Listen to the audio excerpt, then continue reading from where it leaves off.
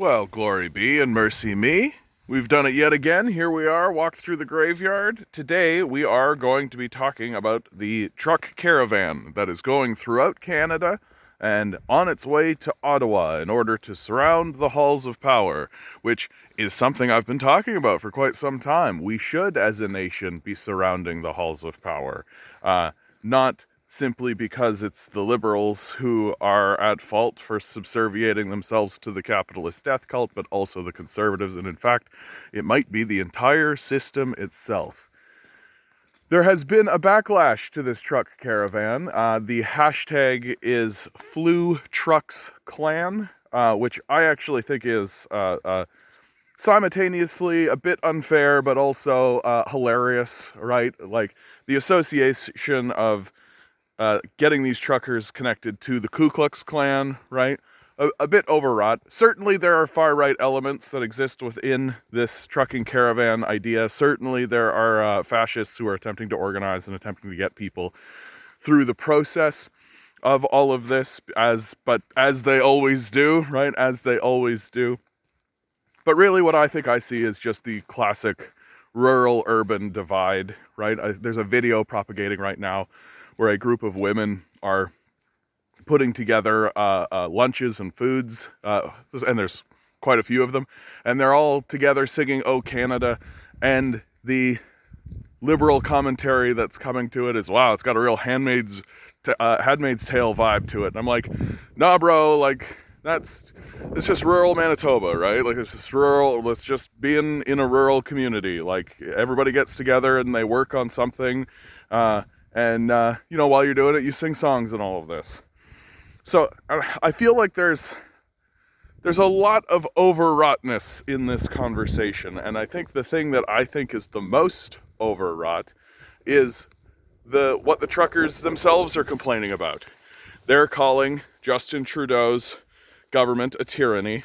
I mean, he's elected, so a tyranny, but even though he is pro-corporate, pro-capitalist, pro all these sorts of things, really what these guys are fighting for, really what they're fighting for is a return to the way things were, right? I say glibly, they're fighting to get back to Denny's.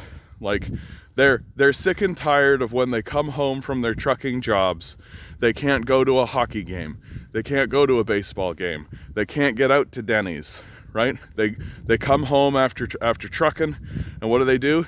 They sit at home, right? On a very one-to-one human level, yeah, like, I mean, that's annoying. It's getting to be a bit much. We're in year 3 of this, right? We're in year 3 of these strange restrictions and strange lockdowns, and especially if you're one of these anti-mask types, or the types that are annoyed by the whole mask mandate sort of conversation, right? You can get to the point where you start to think, let's just get these big rig trucks, let's go down to Ottawa, and let's tell these guys what we really think, right? Let's overthrow this tyrannical government that's making it so we don't get to go to Denny's. I want to go to Denny's. I want to go to Denny's. And of course, if you listen to the truckers themselves talking about it, right? They're talking about how we need to come together as a nation, how we need to unify, how we need to do all of this kind of stuff so that we can lift this tyrannical government's yada, yada, yada, blah-diddy, blah-diddy, blah-diddy, blah. But the reality is, and what these truckers are either unaware of, and I think that is the case, or actively avoiding, which I think they're probably doing on a subconscious level, is that for millions and millions and millions of us, this system has always been tyrannical, right? It's not tyrannical because we're being forced to stay home. It's not tyrannical because we're being told, put on your masks. Like, that, there's nothing tyrannical about that to us, because that's just yet another order that we have been forced to obey, right?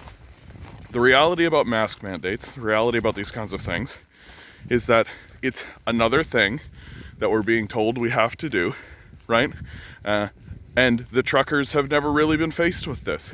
They've never been faced with a culture, like a corporate culture or anything, that says to them, smile bigger, right? Stand up straighter, right? Talk sweeter, right? They've never been coached in how to act and how to be and how to present and how to exist in the world the way that anyone who has worked in retail or any corporate environment most certainly has. That we're used to the tyranny. We're used to the commodification of ourselves. We're used to it. These truckers don't seem to be, which is why they are arguing for a return to it, right? That to them, the big affront is that they can't go get a hungry man dinner at Denny's. Meanwhile, for the people who have been living in the society and not in a truck, we have been fighting against the rising homelessness. We have been fighting against the rise of poverty. We have been fighting against income inequality and all of the aberrations that exist within it. And it's become quite obvious that these truckers don't have an ounce of class consciousness. They keep talking about us coming together and unifying, but they want to unify in order to maintain the capitalist death cult. That if I was a member of the capitalist death cult, I would be giddy about these truckers. I would be giddy that there are these truckers going around about to go try to get these mandates, try to get these restrictions lifted so that I can do what? Extract as much wealth as I possibly can from the working class, which is the goal, has been the goal for the last 40 years, at least under the neoliberal agenda. Got a helicopter flying like right there. That's fun. And if I saw a bunch of truckers going to harass Trudeau, surround the halls of power with big rig trucks and the like, I would be over the moon about it, right? Let's put pressure on Trudeau to make sure that the serfs get back to work. Let's put pressure on Trudeau to dismantle support systems. Let's put pressure on Trudeau in order to reopen everything, get the gears of capitalism grinding back up so that we can continue the exploitation of the working class. And the reality is that these truckers want to participate in the exploitation of the working class and likely do not see themselves as a member of that exploited class. They have already decided that their life is going to be behind the wheel of a big rig truck. They've already decided that this is a fine way to spend the majority of my life driving around the country delivering stuff. And now they're forming a convoy in order to just try to make that kind of life that they've accepted for themselves slightly better by making life for everyone else much, much worse. I don't think that they would agree with my estimation. I don't think that they would say that they are fighting to make the majority of Canadians' lives worse. But that's because they lack the class consciousness and the understanding of the society that they live in. There's no structural analysis. There's no understanding of who is the primary beneficiary of this system. There's no understanding that there is classes within the society, that all they care about at the end of the day is that someone will be in a building making them bacon and eggs when they want to. And they exchange their money for it. We all worked hard, right? And if you are complaining about it, well, you just need to get a better job, right? Right? That form of gaslighting we've all gotten quite used to. Just, oh yeah, like if you're drowning in the ocean, you just need to swim harder, right? They say from their yacht as they drive by the drowning person. Like, this is the state of Canadian politics. And it needs to be pointed out yet again. We have our CMP officers invading First Nations people's homes. We have homeless people collapsing on the streets and being abused by police officers.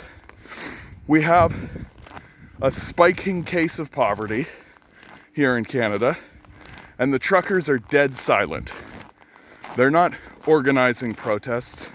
They're not fighting back. And moreover, the police are not fighting them, right? I have witnessed people stand up to fight against poverty, be beat up and arrested by the cops. Well, where are the clashes with the police? Where are the police stopping these convoys or these protests? Oh, fancy that. Fancy that. I wonder what that could possibly mean.